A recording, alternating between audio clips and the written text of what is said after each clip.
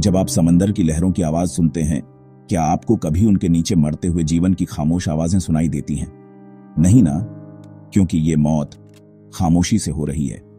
Coral reefs, समंदर के जंगल, वे खूबसूरत और रंगीन दिखते हैं, लेकिन असल में ये समुद्री जीवन की सबसे जरूरी नींव है। सभी समुद्री प्रजातियों का 25%, क्लैम्स, मछली, यहां तक कि शार्क भी, सभी इन रीफ्स पर रहते और बढ़ते हैं। वे सिर्फ आश्रय नहीं देते, वे ऑक्सीजन, भोजन और दुनिया भर के लाखों लोगों की आजीविका को सहारा देते हैं। लेकिन अब यही रीफ्स धीरे धीरे मर रहे हैं। और सबसे खतरनाक बात क्या है, हमें इसका पता भी नहीं चल रहा। ग्लोबल वार्मिंग की वजह से समंदर का तापमान बढ़ रहा है और कोरल रीफ्स इतने सेंसिटिव होते हैं कि सिर्फ 1 डिग्री का फर्क भी उन्हें मार सकता है।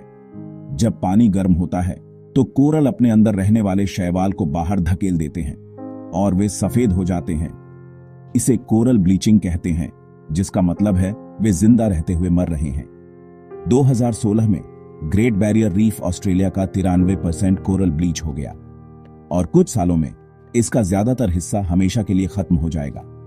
लेकिन यह सिर्फ ऑस्ट्रेलिया के बारे में नहीं है। भारत के अपने रीफ्स, लक्षद्वीप, अंडमान और निकोबार भी खतरे में हैं। अवैध मछली पकड़ना, पानी में केमिकल्स, टूरिज्म का बहुत ज्यादा दबाव, ये सब चीजें रीफ्स को तोड़ रही हैं, चुपचाप, जैसे किसी इमारत की नींव खोखली हो रही हो। अगर रीफ्स गायब हो गए तो समुद्री जीवन की पूरी चेन टूट जाएगी। मछलियां चली जाएगी, फिर शार्क, फिर वे लोग जो उन पर निर्भर हैं। यहां तक कि तटीय शहरों को तूफानों से बचाने वाली ढाल भी चली जाएगी।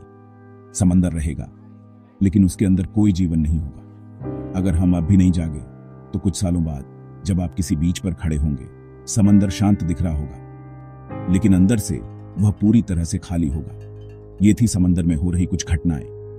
अगर आपको लगता है कि हर किसी को यह सच जानना चाहिए, तो इस वीडियो को शेयर करें, क्योंकि जागरूकता ही पहली दवा है।